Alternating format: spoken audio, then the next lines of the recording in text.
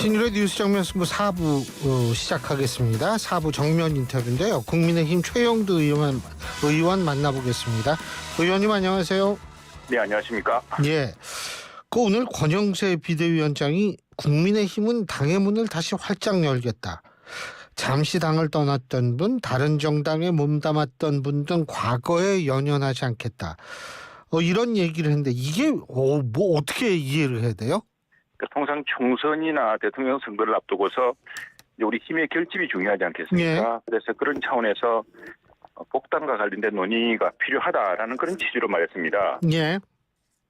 예, 그래서 이 사실은 매번 되풀이되는 이야기긴 한데 음흠. 그런데 이 대통령 선거나 국회의원 선거나 모두 이제 결국 나중에 가면은 다 박빙의 그 싸움이 되거든요. 그렇기 예. 때문에 또 그리고 지금은 이제 그 당시에 무슨 연유로 해서 당을 떠났던 사람들이 근데 당에서 공천을 못 받았거나 또는 그래서 다른 이유로 당을 떠났던 사람들이 이제 선거를 앞두고서 힘을 합치겠다고 또 복당 신청을 하는 경우가 있습니다. 그런 경우를 오늘 열어놓고 이제 심사를 해서 힘을 다시 모으겠다라는 그런 취지입니다. 네. 누구를 특정해가지고 생각해가지고 얘기한 건 아니에요?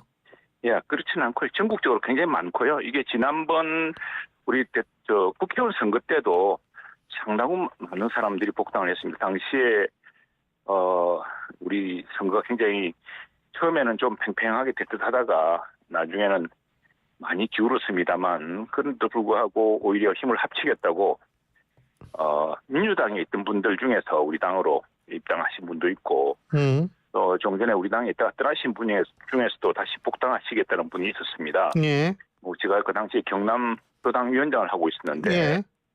예, 경남에서도 여러 경우가 있었고 이게 선거를 앞두고 이제 이런 일이 있습니다. 근데 자칫 이제 이때 그 당을 떠날 때 상당한 해당 행위라든가 또는 상해 당인의 윤리로서 또 당에 끼친 여러 가지 이제 폐해가 클 경우에 그럼 그런 경우도 원칙 없이 다 그냥 선거에 급하다고 복당할 예. 수 있느냐라는 이런 이제 논란이 있을 수 있는데 그거는 시도당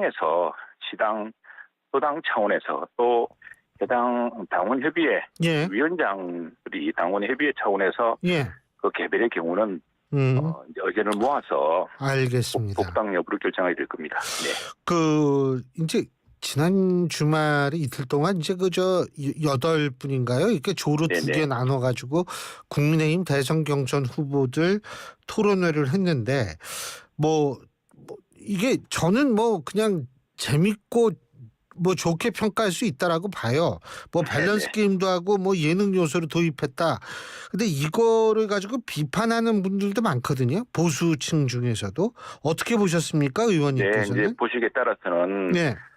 자당 출신의 대통령이 탄핵당하고 심지어는 그 탄핵당한 상태에서 그 반성도 없이 다시 대통령 하겠다고 그렇게 많은 사람이 나서느냐라는 데 대한 비판부터 시작해서 참 저희들이 참 송구하기도 하고 또 비판 여론이 참 우리 당내에서도 많지만 그러나 이제 헌법재판소의 결정에 따라서 대통령 선거를 다시 해야 되고 또 대통령 선거를 하기 위해서는 우리 당내에서 또 국민들의 민심으로 볼 때 우리 당이 지켜온 가치나 정책을 이어가면서 이번 선거에서 더불어민주당의 후보에 맞설 수 있는 사람이 누군가를 선출을 해야 됩니다. 그럼 지금 일정이 얼마 남지 않았기 때문에 5월 중순이면 후보 등록을 해야 되거든요. 예. 이제 한 2, 3주밖에 남지 않았기 때문에 예. 해야 되는데 그런데 이제 문제는 이 과정에서 이걸 어떤 식으로 상당히 싸늘하지 않습니까? 분위기가 우리 당내에서도 그렇고요. 그래서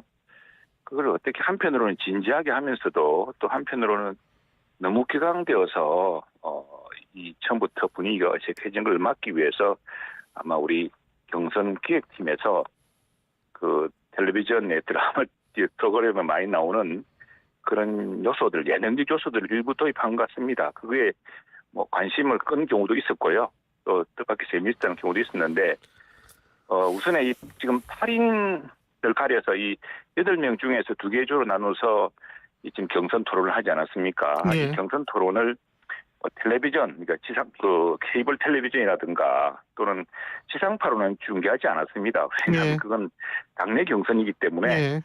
이건 이제 프로그램을 사야 되거든요. 네. 비쌉니다. 비싸기도 하고 그래서 이걸 우리 당내 이제 그 유튜브 우리 국민의힘 유튜브 바른 소리랑 옳은 소리요. 또 예, 옳은 소리, 옳은 예. 소리요. 바른 소리가 아니라 옳은 옳은 소리. 소리입니다. 예. 죄송합니다. 옳은 소리입니다. 옳은 소리고 그다음에 그 또 여러 방송사들 저 정편이라든가 또 지상파 방송들도 유튜브 방송이 있거든요. 유튜브로 다 중계를 했는데 오늘 우리 사무총장 보고를 들어보니까요. 한 동시 시청이 한 100만 이상 되는 것 같다. 왜냐하면 우리 옳은 소리에서 한 몇십만 명 되었고 또 각 방송사들이 동시에 그걸 생중계했기 때문에 한 100만 명 이상이 동시에 보는 그런 관심을 모았다고 지금 자평하고 있습니다. 알겠습니다. 자, 싸늘하고 송구하다 이런 표현을 최영두 의원님께서 쓰셨는데 자, 그런 차원에서 제가 여쭤보고 싶은 게 지금 윤석열 전 대통령 신당 얘기는 어떻게 바라보고 계십니까? 그건 진짜 불가능한 이야기고요. 벌써 이제 지금 보도에 따르면은 그런 이야기가 일부 주변에서 있었는데 윤 전 대통령께서도 만류하셨다고 하지 않습니까? 그리고 여러 생각이 있을 수 있겠지만 지금은 대통령 선거는 매우 엄중합니다. 엄중하고 결국에는 나중에 1대1의 그 힘을 총집결하는 그런 대통령 선거 막판 될 텐데 그걸 위해서라도 지금 분산되거나 또는 여러 가지 그 다른 이질적인 또는 서로 이제 표가 갈리는 그런 일들은 없을 겁니다. 없을 거고 그건 누구보다도 다 당사자들이 다 잘 알고 있을 거라 생각합니다. 전광훈 목사께서도 그 출마를 하신다는 설이 있는데 어떻게 평가하세요? 거기에 대해서는 저희들이 따로 말씀드릴 게 없고요. 예, 그건 여러 추측이 있겠지만 이전에도 총선 때도 후보를 내고 그러셨죠 아마. 네. 그러니까 국민의힘에 큰 영향 없을 것 같으세요? 저희들은 가급적 지금 결집을 해야 되고 우리 이번 선거는 지난 광복 80년을 거치면서 대한민국이 식민지 폐허해서 또 그 전쟁의 잿더미에서 또 보릿고개를 딛고서 여러 전진과 후퇴를 거치면서 지금은 이제 세계 글로벌 중추국가로서 또 G7 서방 선진 7개국 가입 논의가 있을 만큼 경제력이나 또 국력이 신장되지 않았습니까? 이걸 계속 해나갈 수 있을 것인가 이런 선택의 고비에 왔습니다. 지금 많은 국민들이 걱정하는 것은 과거 남미 국가들도 선진국에 들어갔다가 그 내부에서의 극심한 분열과 또 남미 국가에서도 이 탄핵 제도가 남용되어서 극단적 정치적 제가 여쭤본 거는 사실은 그렇습니다.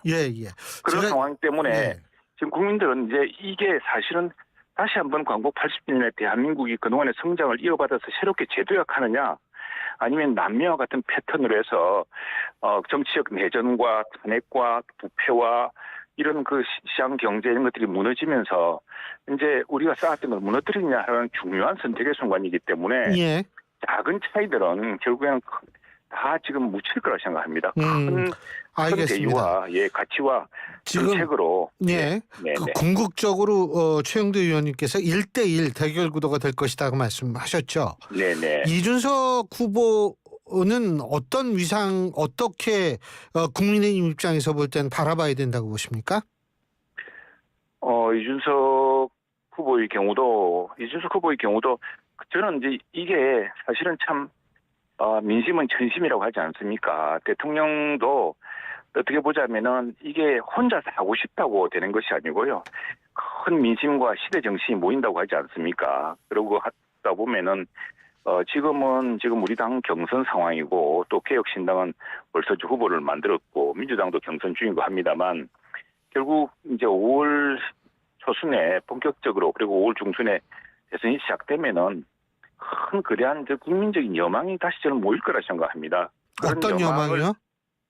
아까 말씀드린 것처럼 우리 대한민국이 지금 광복 80주년인데 기로에 섰는데 어떤 길을 선택할 것인가에 대한 거기에서 이것도 좋고 저것도 좋고 이런 선택은 아마 어려울 거라 생각을 합니다. 이것이냐 저것이냐라는 큰 선택의 순간이 될 것이고 그럴 경우에 그러면 어떤 것이 그나마 더 안전하고 더 나은 길이냐에 대한 고민과 토론이 시작될 것이고요. 그러니까 한마디로 얘기하면 후보 단일화가 될 가능성이 높다 이렇게 이해하면 되겠습니까?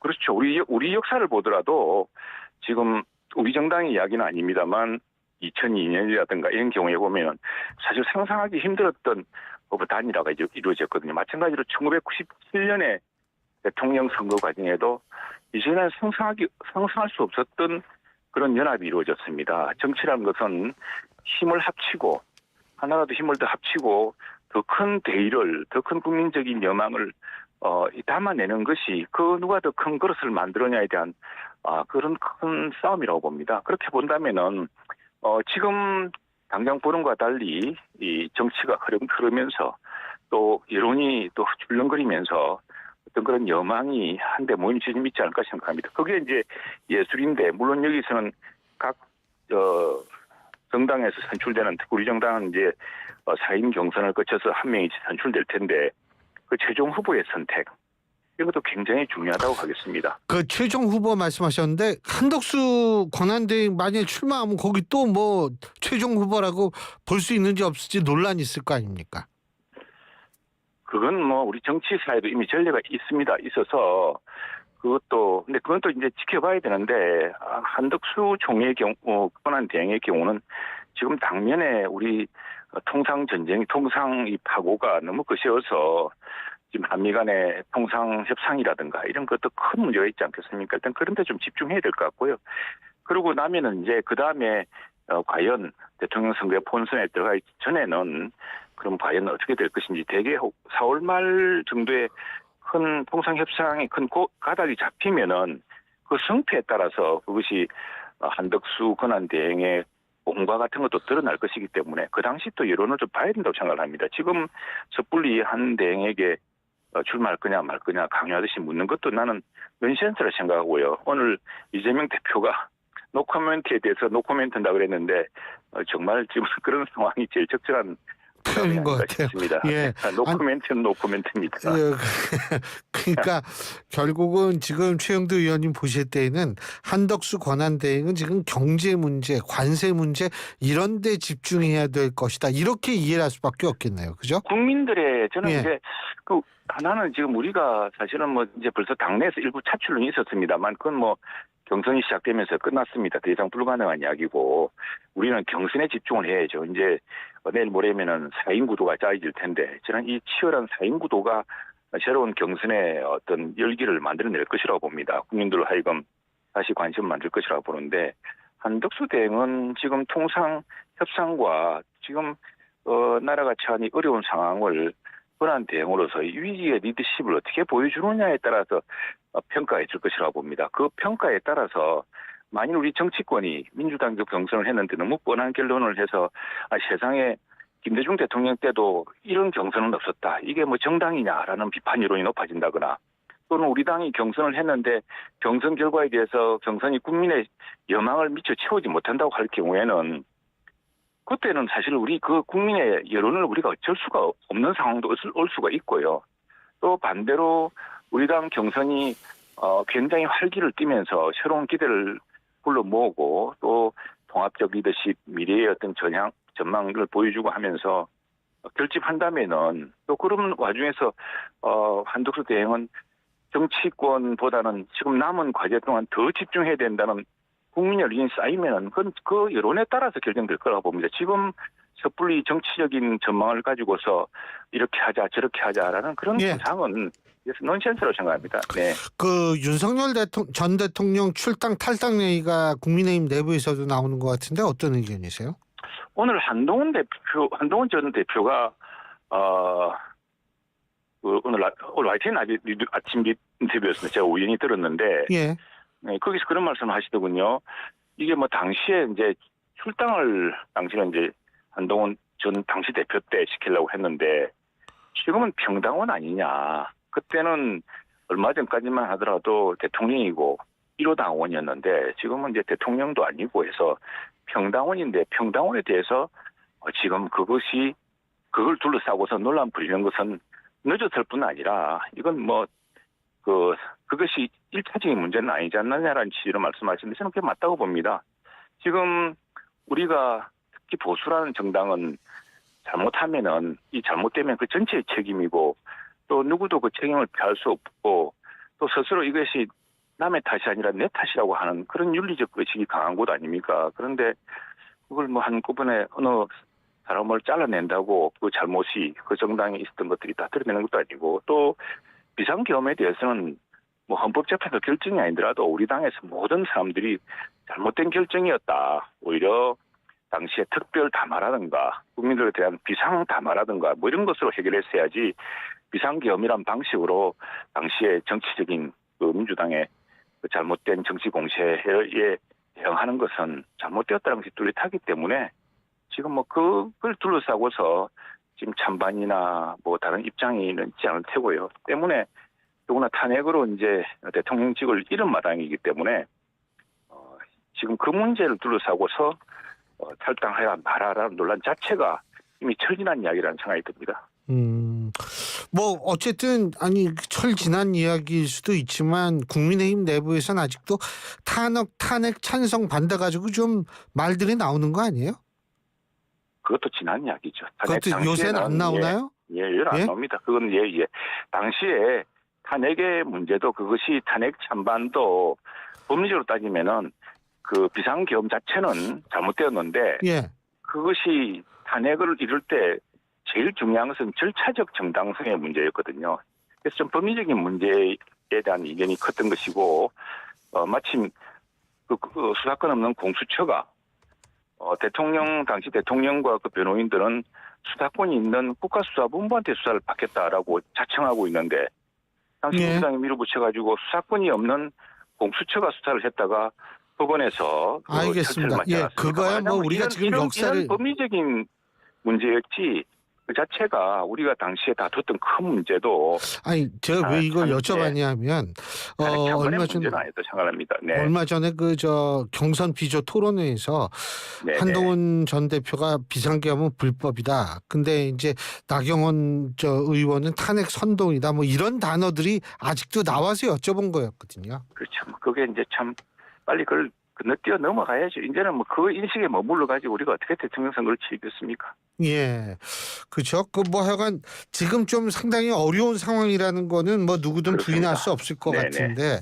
누구나 국민들이 이 비상계엄에 대한 판단 뭐 다 국민들이 있고 또 탄핵에 대해서도 재판소가 결정을 내렸습니다만 이건 지난 예. 이야기가 되었는데 국민들이 생각할 때는 또는 헌법재판소에서도 예, 이 정치의 문제 예. 누구나 그 민주당이 뭐 20차례 이상 탄핵을 하고 정부를 마비시키고 예산을 공세를 하고 이런 과정도 헌법재판소 결정에서도 대통령의 이런 예. 비상계엄을 부른 예. 하나의 원인이라고 이야기하지 않았습니까? 예. 이런 이제 문제가 함께 있기 때문에 예. 국민들은 이런 문제를 더 크게 알겠습니다. 양쪽을 한꺼번에 풀 수 있는 예. 그런 큰 결단을 요구하고 있다고 생각합니다. 예, 오늘 말씀 잘 들었습니다. 고맙습니다. 고맙습니다. 예, 국민의힘 최영두 의원이었습니다. 안전화가 이렇게 편해도 돼요? 나도 모르게